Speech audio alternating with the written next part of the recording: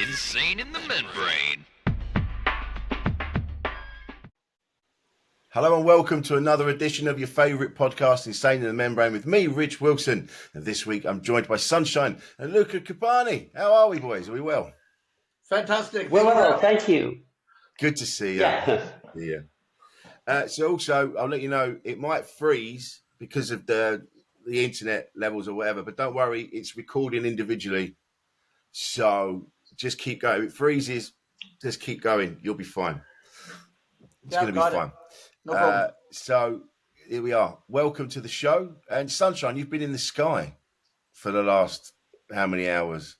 I've been the sunshine in the sky for the last 14 hours. I just got into Heathrow from Tokyo. Wow. Your head must be spinning. Yeah, my head's somewhere. It's just about time for to start drinking in Tokyo now. So perfect. So are you from Tokyo? I do. I live in Tokyo. I've lived in Japan now for 25 years. Wow. I live in Tokyo, and I have a monthly show in New York on Broadway and a monthly show with Luca in London's West End, and then a monthly show in Tokyo. And so I'm traveling that triangle every month. Wow. How did you two meet? How did this come to be, this wonderful partnership? We met 10 years ago at the Edinburgh Fringe. It was our first experience. We were with different shows. And you know that at the Fringe, there's an event called Meet the Press. If you don't have PR and stuff, you go to this huge place and you queue for hours, trying to pitch your show to someone. So you stand in a line for hours, really. And that's how 4 hours. Wow. Yeah. And Sunshine with his kimono, and he was standing out. So we started chatting. I love Japanese culture, and he told me about his experience from Canada, living in Japan and everything. Then I went to see his show, and I loved it. So that's how the friendship began. And 10 years later, now we are also sharing the stage. Wow. And see, that's the thing, isn't it? You never know who you're going to meet and where you're going to meet them. That's why you should always, I always say, yeah, just go. You never know what'll happen. You know? Yeah. Yeah, you go and line up to try to meet one person from the press who might review your show, but you end up with a friend for life because you stood in line with them for 4 hours. So that's the way. Yeah, totally agree with you, Rich. Yeah, bonding through hardship. You never know. Tiny battles everywhere. Every time we leave the house, just tiny little battles we have to deal with. So Sunshine, that is a fantastic name. That's a fantastic name. Are you? So I've only just met you, and I've been looking at you, like, who you are before we did this. Where did you get going? Where did you start? I started out in Canada, Toronto, out of university as a playwright and composer, and I was writing musicals. Right. And I was actually focused on ancient Greek comedy. And like Aristophanes. I actually had one little, in my early 20s, I had one little hit show of Aristophanes' Clouds done as a musical using the music of Gilbert and Sullivan and Wagner and Verdi, and that ran for 15 months in this tiny theater in Toronto. That was the peak of my career. It's kind of all been downhill since then. But as I was researching Aristophanes, one scholar, just some type of scholarly journal article you'd read at university, one scholar compared Aristophanes and the Greek comedies and the Greek tragedies, which are 25 years ago, to all these striking similarities with Japanese No and Kabuki theater, which started maybe 400 or 500 years ago. So oceans apart and millennia apart. And yet there were these ties, and I thought, I got to see some Kabuki. Yeah. That's 25 years ago. So there's no Google, there's no YouTube. I think if it happened today, I'd have Googled it. I'd looked at a bit of Kabuki on YouTube. I never might have even gone to Japan. So I'm thankful that it was in the more analog age. I went over to Japan to see some Kabuki, and like the third day in Japan, I said, I'm never going home. This place is just too interesting. I've never been. I've got such a love for Japan. I've never been. Luca, have you been? Once as a tourist, Yeah. many years ago, but I also planned. I wanted before moving to the UK.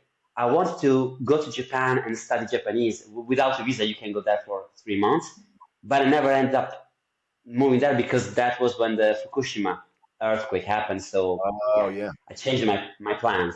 But I've been there for 2 weeks many years ago, and it's amazing because it's another world. I love it. It's like going to another planet.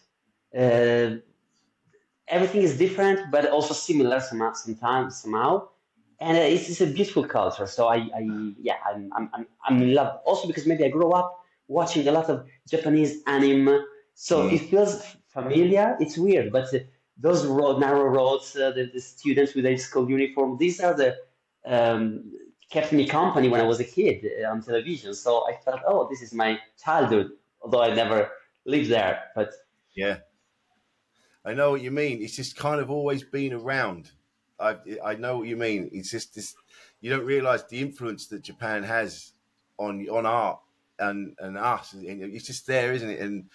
And so you ended up moving there, Sunshine, and that was it. You were just done. Just done. Just literally after 3 days. It's just you can't. You got to be kidding me. This place is just so amazing, so interesting. For as a Canadian, because uh, Canada is very much an immigrant country. My parents emigrated from Slovenia. All Right. my friends' parents emigrated from somewhere. And so it's kind of you feel like you have to do stuff to keep up the old culture. I was in a Slovenian choir. I played accordion. Like my parents are Wow. like, we should not forget the old country, that kind of thing. Yeah, So it's yeah, yeah. always like there's a reason to remember the traditional culture, not of Canada, but of where we came from. And when I came to Japan, what I found was like the super modern, even futuristic areas of Tokyo, which are lit up more than Las Vegas. You go into a back street and there's a 200-year-old kimono shop where the lady who runs it is still smoking the long Yeah, traditional Japanese pipe, and old folks are just hanging around talking, like in maybe the barber shops in Harlem or something like that. It's just, yeah, and it's not all the Japanese people that I met, all my friends did something traditional. They would do maybe the calligraphy, or they were doing one of the sports, the traditional sports, or kimono, maybe like flower arrangement, tea ceremony, but it wasn't a struggle. It was effortless. It was more like they didn't say, well, if we don't do it, we'll lose the old culture. It was more like, well, this makes me happy, or I find it interesting, or it's yeah, nice to get in touch with the past. Or my great grandparents used to do this and they passed it along. But there was no real, like, it wasn't a struggle. It's just a natural, really yeah. normal part of Japanese society and culture. See, I love that. That's what I love. That like we talk about mental health a lot on here, and Yeah, things like that are so important for your mental health. Like just taking a moment just to just do something. Just take your head out of the shouting for a minute and just sit. And it seems very does seem like Japan seems very they they they seem very chilled out people. Like that on a day to day basis, they do take time to kind of step away and just do something for a minute, just to chill yourself out. yeah, Is it like that there? yeah. Rich, you're so right. And Tokyo is the epitome of busyness on a day-to-day basis. But all of these Japanese art forms, I mean, tea ceremony, you are slowing time right down. There's no looking at your iPhone. It's just you kneel, and just the serenity with which the tea is brought out and made, and it's the manners to look at the art on the wall, or the flower arrangement that the host has prepared just for today's guests, and Wow. comment on the pottery. It's just an exercise in slowing everything down, and I think it comes from an age when nobody needed to slow anything down. Particularly, that's just the culture, Yeah. perhaps. But for today, to your point, it's exactly what the Japanese traditional art forms are all about.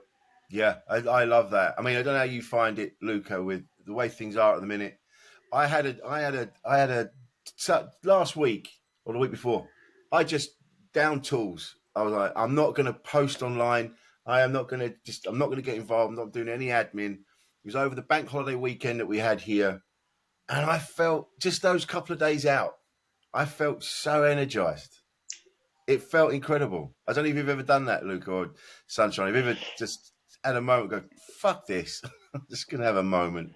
I never totally disconnected from like social media because you always look for an opportunity or something, but no, not for like 2 days, but like something I like to do when I have to go to Brighton for a show. If I go early in advance and I walk along the sea, and that's when I don't need to look at my phone. It's if I'm near water, sea or lake, it calms me down. It makes me happier, and you feel more connected with with the place where you are, and you don't need to check whether what's happening on Instagram or whatever is happening. So I never did a total detox like for a few days, but yeah, it's something I would like to do.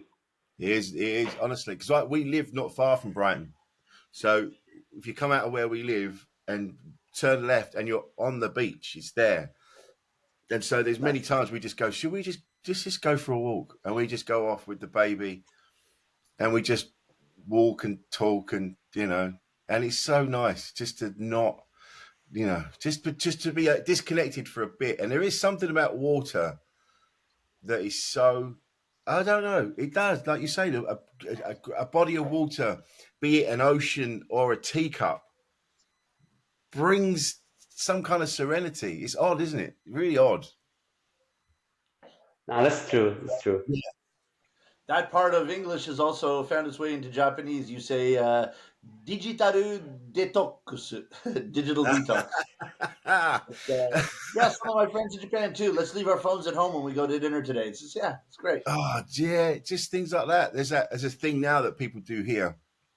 Everybody puts their phones in the middle of the table, and then whoever gets their phone first, you have to pay for dinner. You'd be surprised how long those phones stay in the middle. I love it. So That's nice. it's just a nice thing where you connect with each other again, And I think, I mean, even then you're having a glass of wine. So there's fluid again. Fluid seems to add to it's the thing we surround ourselves by in any kind of form to bring ourselves, maybe because we're mostly fluid. Maybe it's that. Maybe it's because human beings are just bags of fluid. I don't know. Can you speak Japanese? Is it Japanese or is it what is it? What is the language in Japan? Yep, it's Japanese. The language is Japanese. Yeah, I perform. It's a traditional Japanese comic storytelling. It's a 400-year tradition of storytelling in Japan. It's called Rakugo. It's Yeah. pronounced Rakugo. And the stories have been passed down from master to apprentice through the ages up until the present day. And so I did my apprenticeship under a really famous master. For 3 years, I went to his house every day and did the laundry, did the cleaning, did menial chores, like literally wax on, wax off for 3 years, not one day off. Wow. And they say steal the art form. It's Ge o Nusumu is steal the art, which means they're not spending time teaching you, but you're beside the master every waking hour, and so you're watching obviously all the performances, and you kind of steal the art from that. But also the beauty of the apprenticeship is you're with your master when he's greeting his fans, or when he's doing a television interview, or when he's dealing with the Rakugo Association, in all these different forms, and you're listening to the language, the different levels of language he uses, different kinds of politeness, and that kind of thing. The nuance in Japanese language is just like it's unfathomably deep and rich, and just so situation appropriate. So the apprenticeship is really learning not only an art form but a way of life. And so I perform in Japanese when I'm in Japan, and then now in English when I'm abroad. Wow.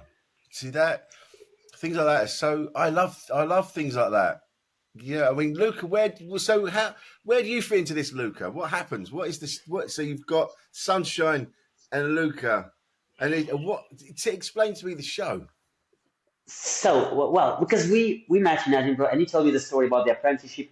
He also, I don't know if, um, as a his name is the name of his master. We can Sunshine can explain better how it because he became part of the family of his master. So that was so fascinating. And then when he came to, so there was the um, Edinburgh ended. Then we kept in touch. Then he started doing shows in London. Uh, More or less regularly. Sometimes he passed by, and I would come and see it, and then we'd spend time together.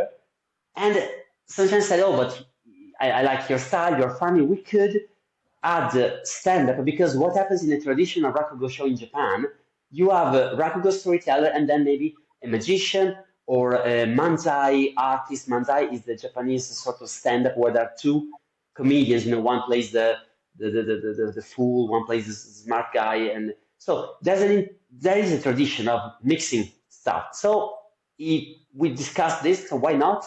And then we added a twist, which is the part that I find the funnier for me. He said, I can teach you a short Rakugo story. So, of course, I'm not doing the apprenticeship the way he did. So, I'm not spending 3 years every day with Sunshine. But he gave me a story and he gives me some indication, some instruction. And then I have to perform wearing a kimono, kneeling down on stage, doing my best. The good thing is that for a stand-up, you do not have to worry about the material because the material is given to you.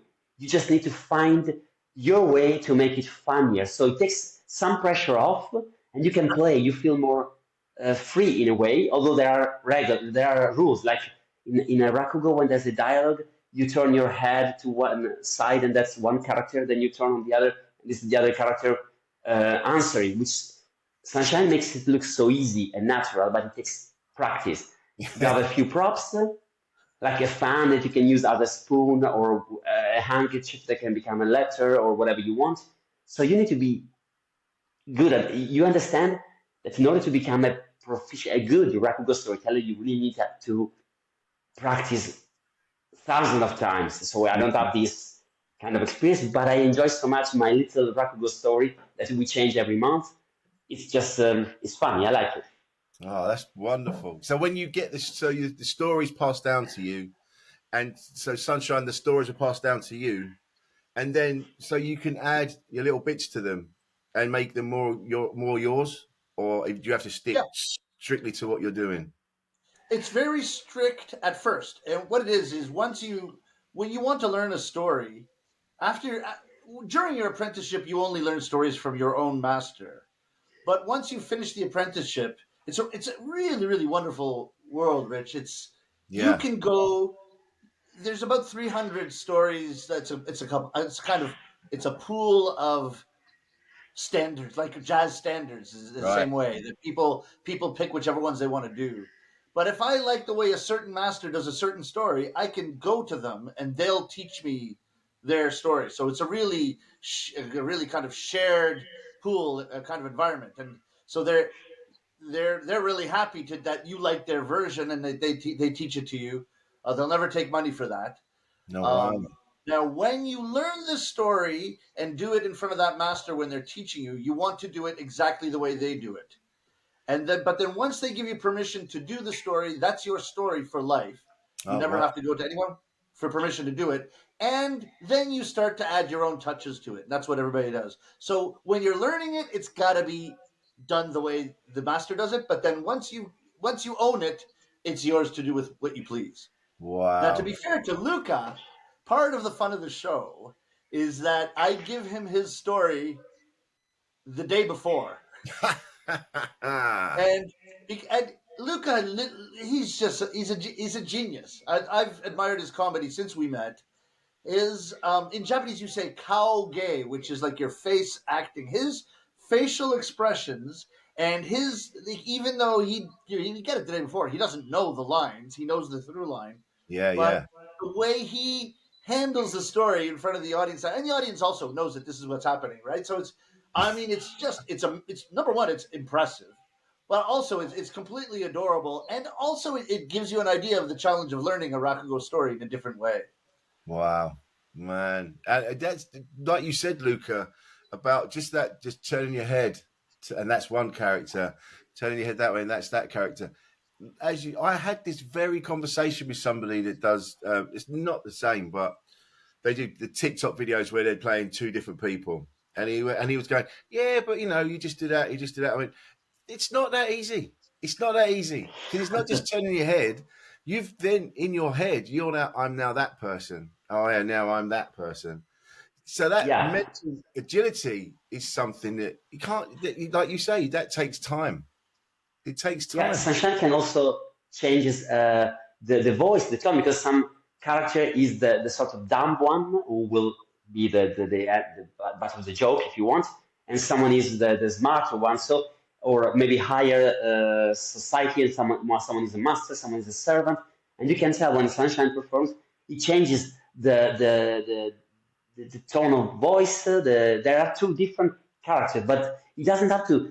It doesn't turn completely. One of the first mistake I made the first time, I was like looking completely left, completely right. No, it just turns slightly, but you follow. You understand the story. You are in the scene, and it's really beautiful as an audience member. I would say also.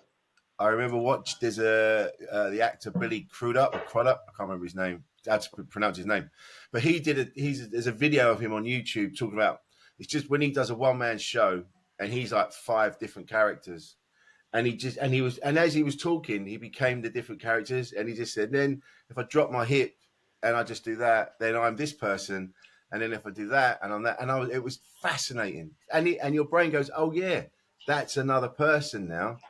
It's a really interesting skill. And Yeah, I that's think it is. very. Oh, I'm so sorry, Luca.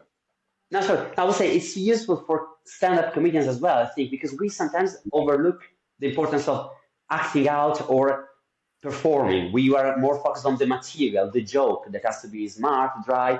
But there's so many more layers you can add, even to a very good joke or a very good routine, in acting out, in making the audience more aware of what's happening. And sometimes it's something I think about myself. I forget about my body or how to use it. But with Rakugo, I'm becoming more aware of so many different layers and nuances you can add. Yeah, yeah.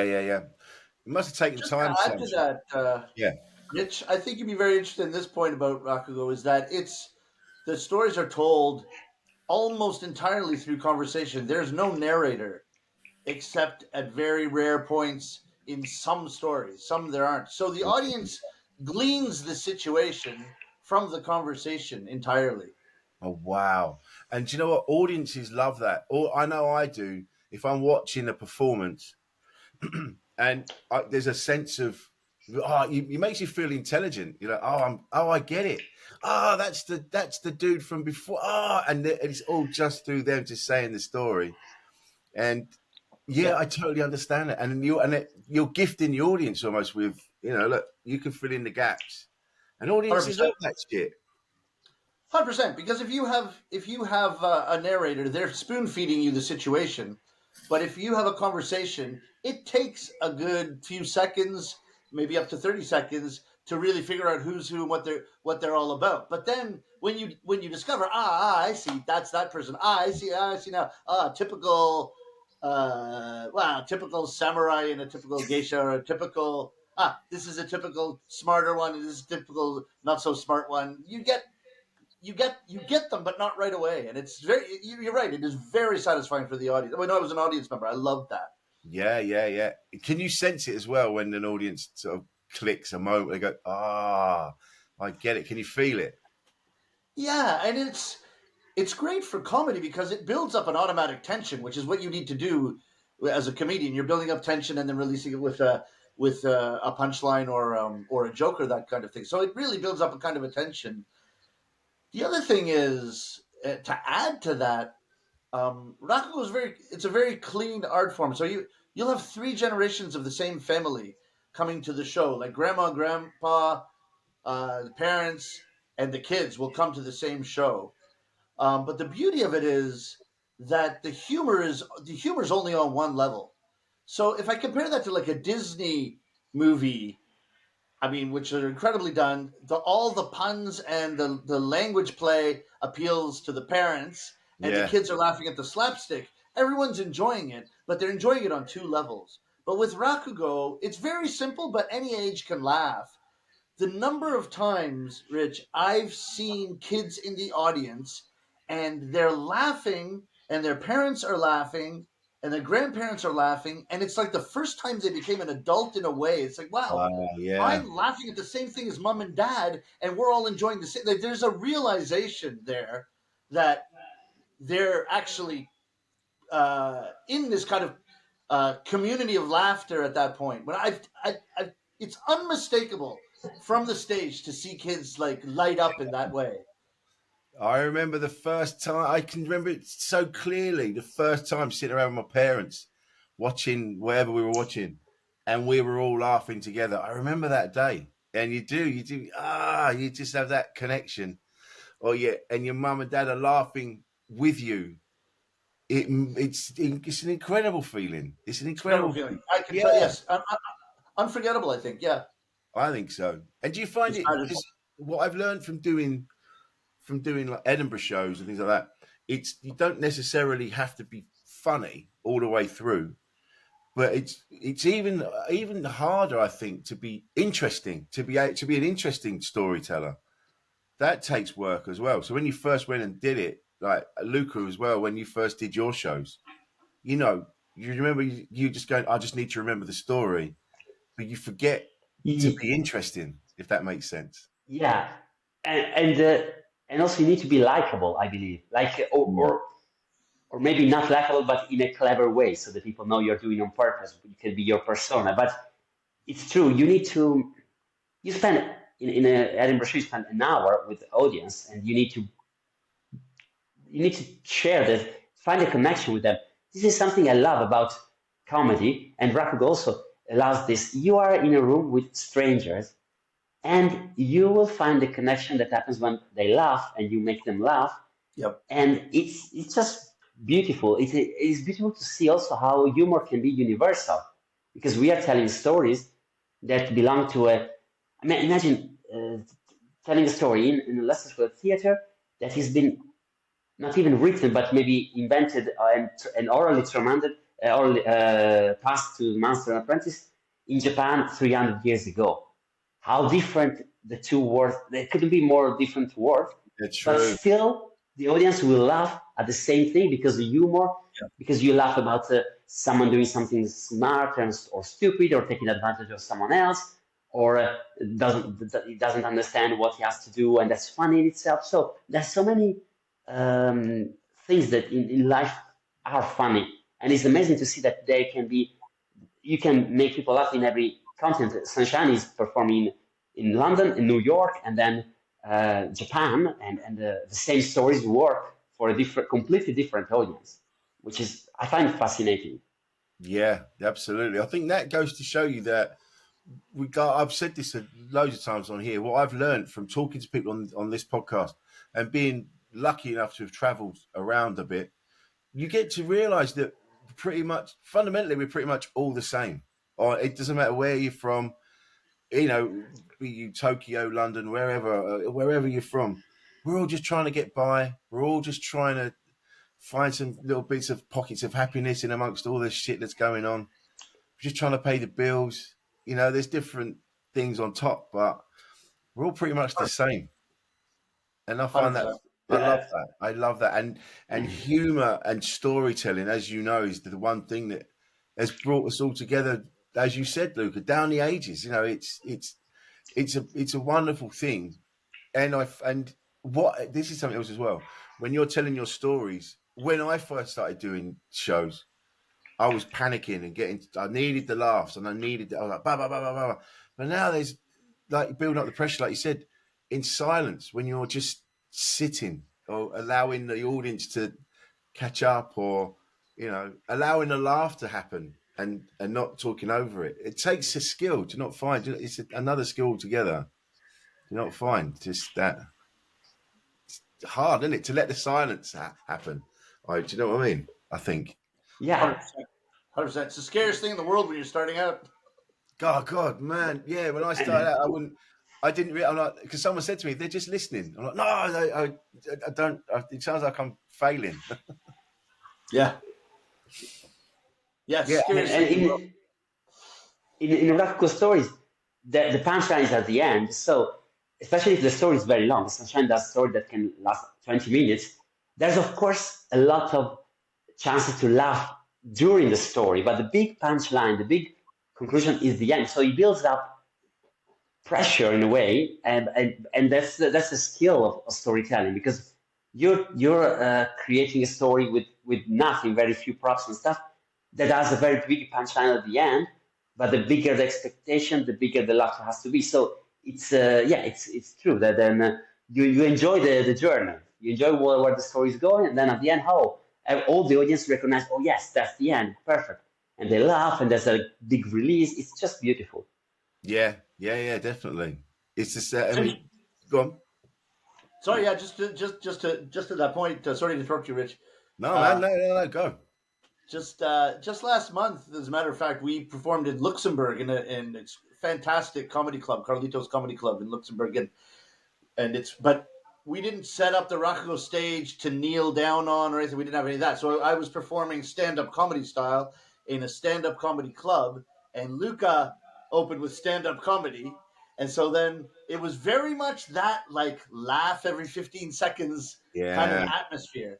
And then so then to come in after that and do a story where there could be 30 seconds or a minute where it's just the story unfolding was I was really not nervous, but there was like a butterflies in my stomach, thinking like, oh, like, are they with me? Are they wondering where the laughs are? One or the other, and then when a kind of a punchline came or one of those moments came, and it was just an explosive atmosphere that was really really satisfying. yeah. That's it. When you, when that explosion at the end, and that explodes in your heart as well. You're like, oh, thank God, they were there. I was, I was hoping they were going to join me, and they did. Yeah, It's just, I mean, and then when you finish the show, you must be exhausted at the end of it.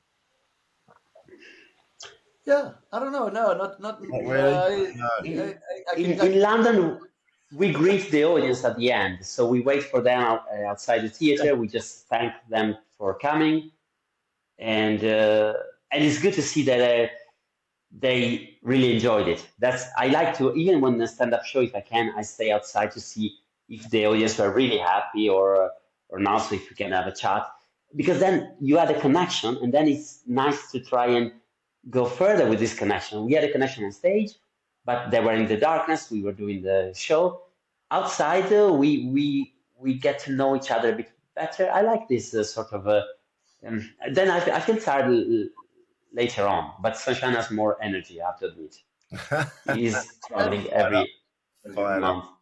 in Japan, if it's a small local Rakugo show, the storytellers themselves are taking tickets and giving out the program and greeting their regular customers. Like the Wow. show starts, and all you're obviously making people laugh as they come in and stuff. Take a couple pictures. The show starts before it starts, in a way. So Oh, that's yeah, there's a lot of that. God, that makes so much sense. I did a show a couple of years ago, and I was in a waiting room. It was supposed to be purgatory, and it looked like a waiting room. And the show was about based on the life I've led, would I go to heaven or hell? So I was just sat with the clock and the chair and the plant, and I'm just reading a paper as people were coming in. People did. They spoke to me and took pictures, and it, like you said, the show started straight away, and I'd forgotten all about that. It made such a difference to the show. Every day the show was different because of Oh, that yeah. moment. If I have the chance, if I could greet people, like if they're lining up, or if I can greet people before it, I feel the difference. Maybe not through the whole show, but when I first start the show, you can really feel like, oh, we're already friends here. Yeah. And I remember my one of my older brother storytellers in my family, Sang Kim. This guy was massive. He was a huge, huge, huge guy, and he they had this Rakugo show. You had to weigh. The rule was, if you're a performer, you had to weigh over 100 kilograms. And there was one of the Rakugo storytellers was an actual former sumo wrestler. He was also Wow. massive. Wow. They called it the Debu Summito, which means the Fatso Summit. But the guys would greet the audience. They would all be out there greeting the audience and doing tickets and stuff. But when someone came to buy their tickets, the system was they had to get on a scale, and for every kilogram over 100 kilograms, if they weighed more than 100, like the storytellers, for every kilogram over the 100, they could say 100 yen. So if you, which is like a pound. Yeah. So if you weighed 120, you got in for free. But the Wow. hilarious thing is, everybody had to get on the scale. So even your tiniest, slimmest little Japanese young lady, they would say, "Now please get on the scale, because if you weigh over 100, then we have a discount for you." And people just loved it. That is so. I see. It's little bits like that, little touches like that. Like you say, just elevates the show to another level, and it's all it takes. It's just that. Yeah. I remember seeing Penn and Teller in Vegas years ago, and as the audience walked in, we didn't go. We weren't ushered to our seats. There was a crate on stage on wheels, and we were all led up. We all had to follow the line up to the crate on the stage, and we were all able to touch the crate, move the crate, lift it up, touch the wheels, spin it round, and then we were told to go and sit down. And every single audience member did that, and then we all sat down, and then the show started, and then I think is it Penn, the little one, or Ted? I can't remember which way around it is. I think it's the little one. I can't remember. It's Penn, isn't it? The little one. I think I'm not sure, but I think so. Yeah, But anyway, probably. he pops up out of the crate that we've all touched. That you've all touched. Oh man! And it immediately brought everybody together. That was it. The show was started. We were in it. It was, and it just took that little bit. And so that as well with the scales, and like you said at the beginning there, Sunshine, that it just elevates the show to another level. And that tiny little twist, incredible. I'd forgotten about that. See, I love this. Yeah. And also this general feel good attitude, like it's comedy. It's about having fun. It's about laughing at ourselves. It's not. I think this is important because I think part of the problems we face as a society that a lot of people take themselves too seriously. They do not admit they pretend they are perfect, and this pressure is really crushing them and makes everyone unhappy.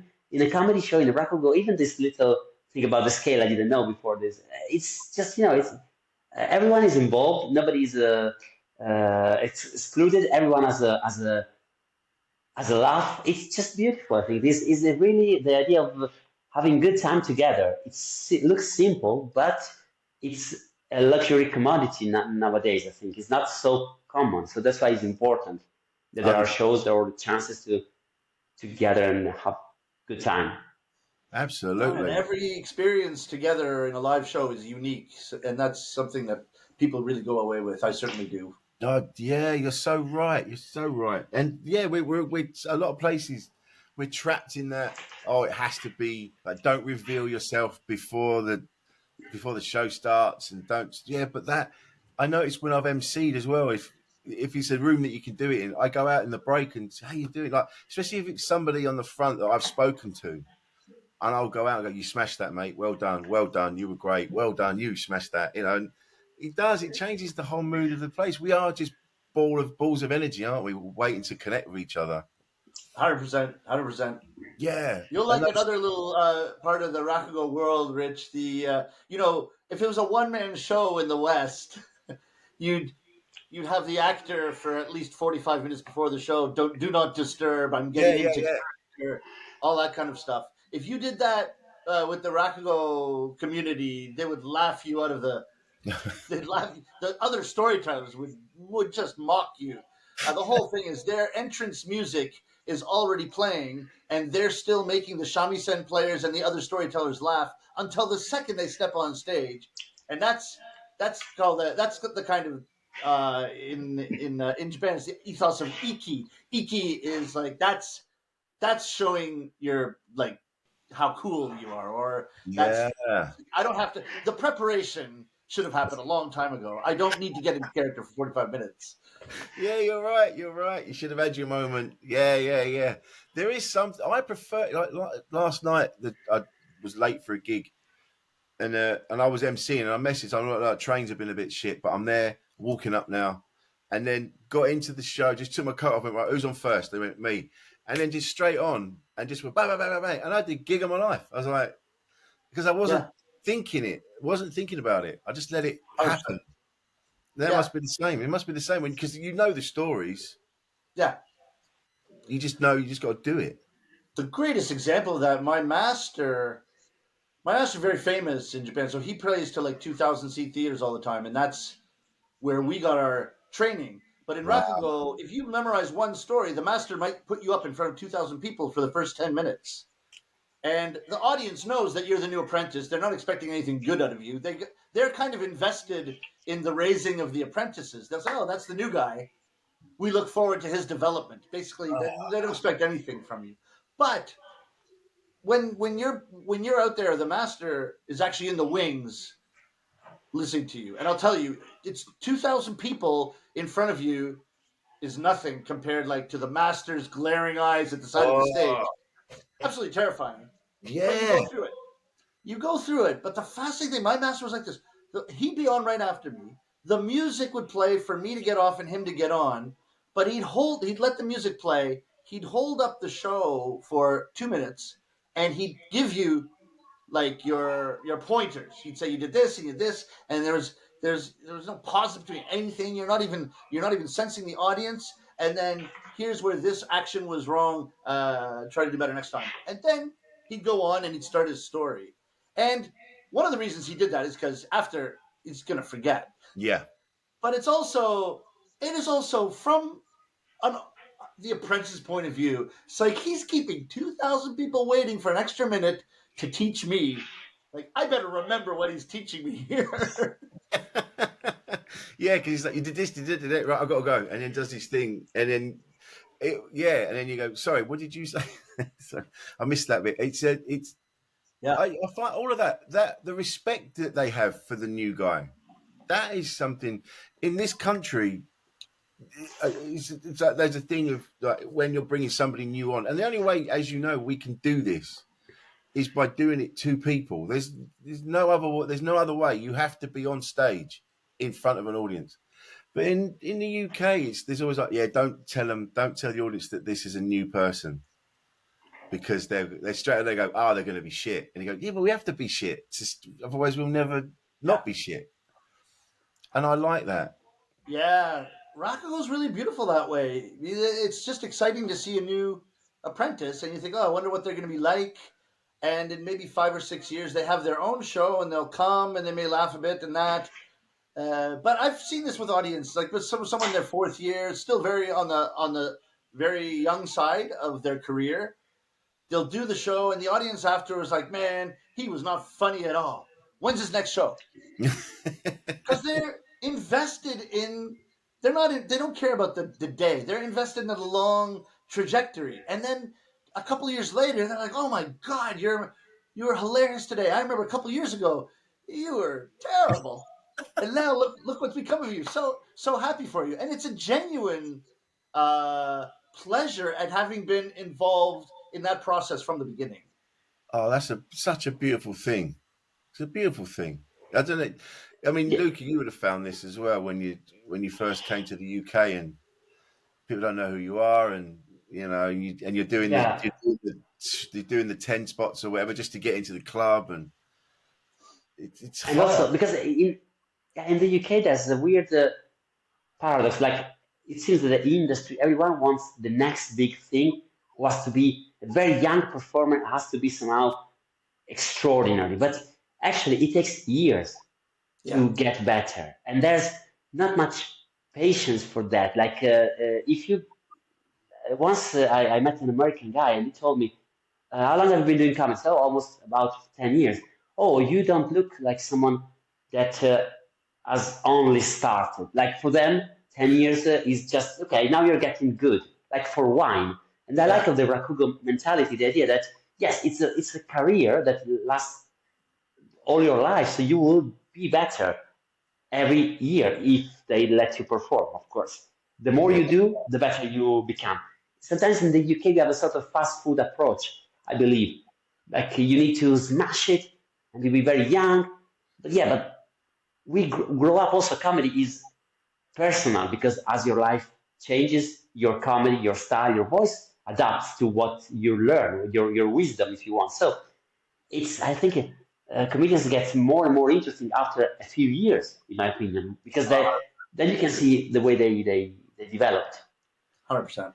So true, man. So true. I'm 20 years in, and I now feel, oh yeah, I can do this now. 20 years. Yeah, Yeah, 100%. I'm 15 years into Rakugo and just starting to feel like, wow, okay, I've started to get the hang of this. Yeah, It's man. fascinating. It It's is, and fascinating. I love the fact they give you the time to do that. Whereas, like you say, Luca, here it's very much, no, this guy, he's only been going a week, but look at him, he's a sensation. And you're like, no, he's got that's now. He's got to learn, and there's so many things to learn. And you never, like with with the storytelling as well with Rakugo, you're never gonna, you know the stories, but there's always something new to learn. yeah. Look, Like in sorry, Luca. My no, master, as I said, hugely famous star, and when I was apprenticing to him, he would do the same stories, the same three stories on his Japan tour for 1 year because that's the way to keep track of what stories he did. So the next year he'd know that the same people weren't hearing the same stories. So I'd be hearing the same stories time after time. We'd go to all the little cities and towns in Japan for a year, 3 times a week, maybe 4 times a week. Some of my older brother storytellers would come out and laugh at me in the wings because I was laughing so hard at a story I was hearing for like the 30th time. They're like, how many times are you going to hear this and still laugh, Sunshine? However, to be fair, my master was finding stuff every time, and it was Wow. fascinating to me. He never let up on trying to find another nuance, another level, another place for the audience to enjoy more and laugh at more. See, that's it. That's what I mean. There's always something, isn't there? There's always a way to improve it. Luca, you were going to say something there. There's always something. yeah, yeah, because like now my 20 minutes club set, I was thinking it's the same as maybe 2 years ago, 80% of the same things, but I changed one word here, one word there, make a post, and makes Yeah, it totally different. I feel more in control. I feel that those 10 years meant something. I got better. But yeah, it's not the material. I look at the material in a different way. I'm more comfortable. I can play with some words in a different way. It's little tweaking that we do, but it's necessary and it takes time. takes time. So even when you think you got your perfect joke, there's still so much potential that you haven't found in that simple joke. So you can make it so much better, but you need to give yourself time and it's organic. You grow with your style and your material and your voice as your life goes on. This is my feeling. Yeah. Definitely, 100%. That's what I love about it. It keeps it interesting. I think I've seen acts that have done the same thing in the same way, even the bit where they pretend they've messed it up is in the same place, and you're like, oh man, how do you? I mean, that's a discipline all of itself to be able to sell it after all that time in the same way. But I'm really Yeah. looking forward to seeing the show. So you're at Leicester Square Theatre, 6th to the 12th of June. Is that right? No, just No, that's six, just. six. Sorry, go ahead, Luca. June. So no, just on the 6th of June and then 12th of July, I believe. Oh, I If you see. check I the dates. apologise. 6th of June, 12th of July. And we can get tickets. We'll put a link to this for the tickets and things like that. I'd love to see it, so I'm gonna get a ticket. It's gonna be And great. we I'm excited. we are on every month. We are on every month Every until month. November, I believe. Once a month, until November, because then Sunshine goes once a month in Broadway and then lives in Japan. So, but That's when he right. comes to London, we managed to do once a month in Leicester Square. Amazing, absolutely amazing. And this is where can we find you on the socials? I'm on Instagram, Luca Cupani, and Twitter, Luca Cupani. I think we will give you the handle, and Sunshine. You Yeah, and love the. I do a lot of reels on Instagram. So at Katsura Sunshine. Excellent, excellent. We'll put all those links together on the end of this. I can't thank you enough for joining me today, Luca. I'm sorry about the beginning there. We're trying to get you hooked up. And Sunshine, thank you for joining us, even though you've literally just come down from the skies. I appreciate that. Thank you. Good luck with the show. I'm going to come and see you. Thank you very much. This has been Insane in the Membrane. This has been Sunshine and Luca Cupani. I've been Rich Wilson, and we will see you next time. Oh, man. Thank you. Thank you.